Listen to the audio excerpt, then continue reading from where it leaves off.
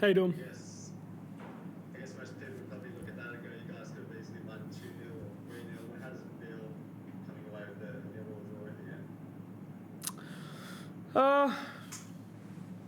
Look, it's a positive result in the fact that we didn't concede.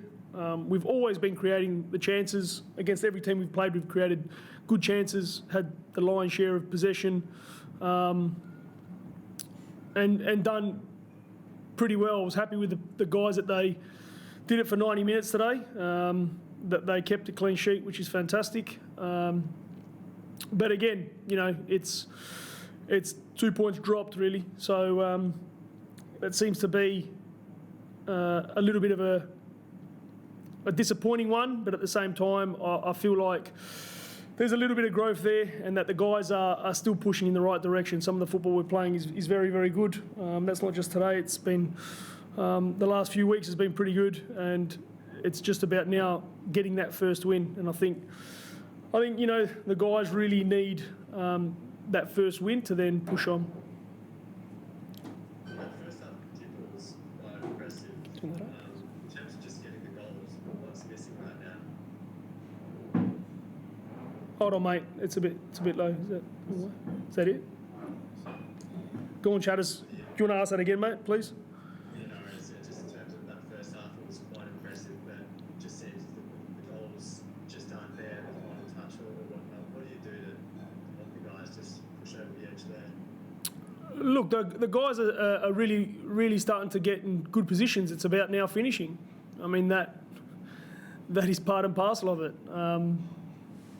The inexperience in that front third, and sometimes it's individuals that need to take more care in front of goal, and that's it. That's plain and simple.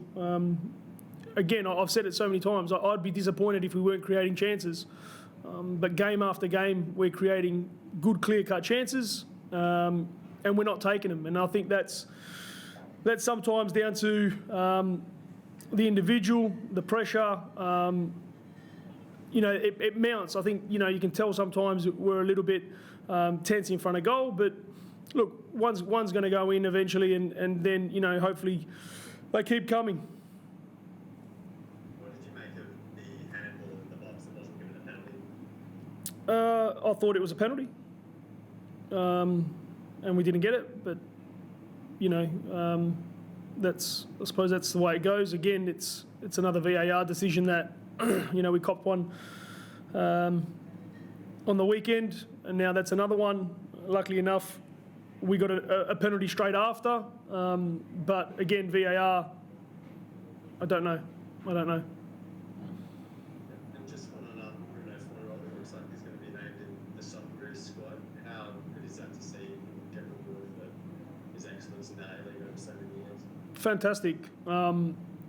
He's a fantastic player, and I think he's got a lot to add to the Australian team. He's a very proud Aussie. He came in with a big smile on his face, and he's telling everyone that he's Australian. So that's fantastic. I think he's really found a home here in Australia, and I'm sure he'll be an asset to the national team. What do you think he can bring in particular to that national setup? Experience, quality, finishing ability.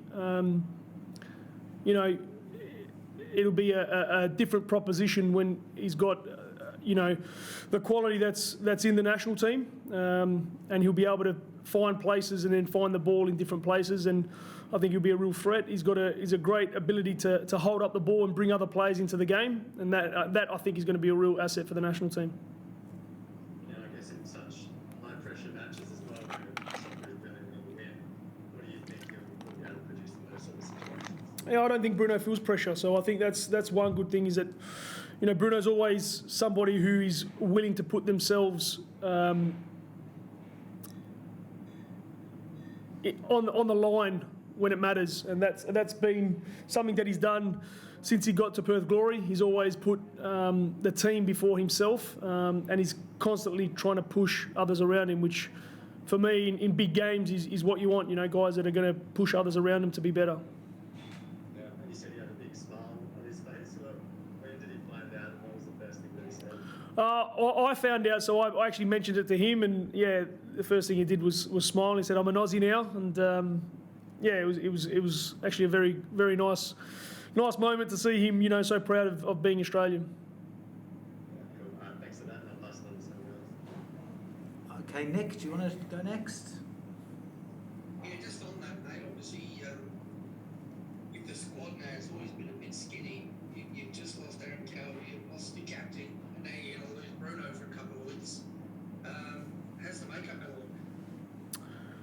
going? Look, it's going to be difficult.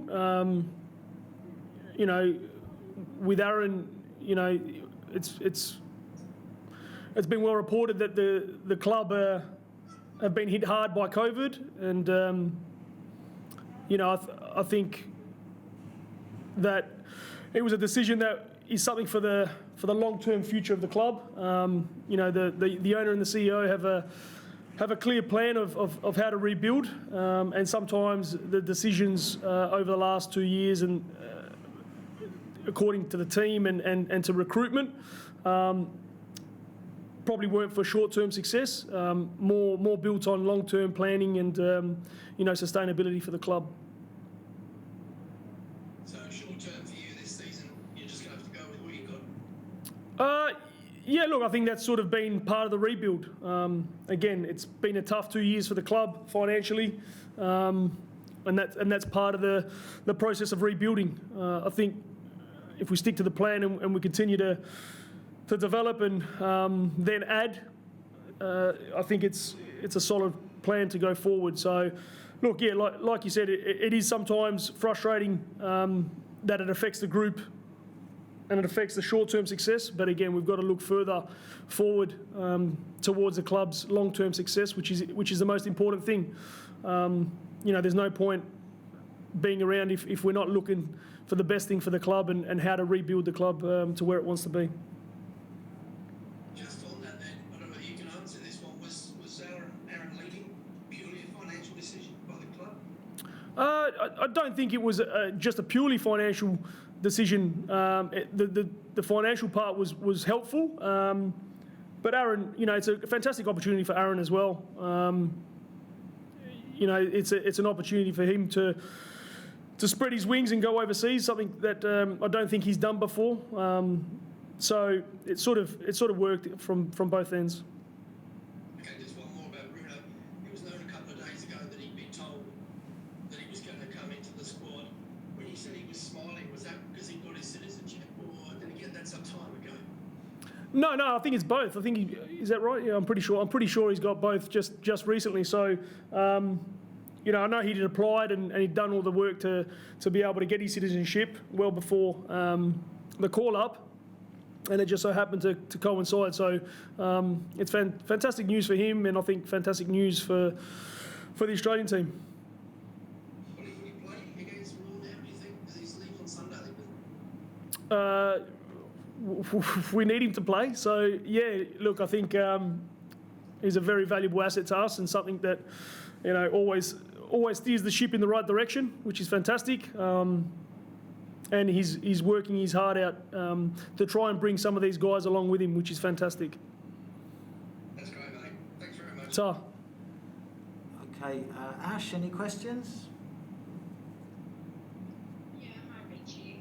While we're talking about Bruno, it is a bit of a common theme that the defenders do try and tend to shut him down as best as they can.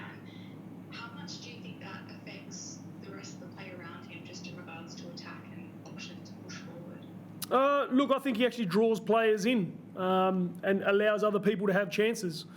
The fact that the other people aren't taking chances is something that we need to continually try and improve, and those guys have got to start taking those chances. That way, it gives Bruno a little bit more space. I thought Adrian built well again tonight and got himself in some good positions. We still got areas to improve in that final third. But I still feel like we are creating a load of chances, and we need a few of us to start taking them. And would you say for those who are lacking, I guess, in those chances, that the attack is also lacking, I guess, in initiative? No, because to lack in initiative, we wouldn't actually create the chances. It means we'd stop it at that point, but we're actually getting good, clear chances, and we're not putting them away. So I don't think it lacks initiative. I think, they're patient in attack as well, and sometimes that is because young players don't often want to make mistakes, and it's about them now taking a few risks in that final third and creating even more chances than we already have. But I'm very pleased with the way that they're building up and the way they're getting into that final third and that they're creating chances. It's now about taking them. Yeah, and just one last one from me. The first half, they seem to kind of really get into it and just kind of, I guess, start off in the second. What would be your thoughts on that? Do you think that they played in the 45 and then dropped off, or? I think we had a game on. I think we had a game on Saturday, and now it's Tuesday, so people get tired. You could tell towards the back end, Bruno was spent. So it's difficult when you've got a smaller squad, and especially the fact that we've got quite a few injuries and people out, that it then becomes hard to be able to then back up week after week after week. So look, that's something we've got to deal with, and we've got to continue to try and build off that and make sure we can freshen up people where we can.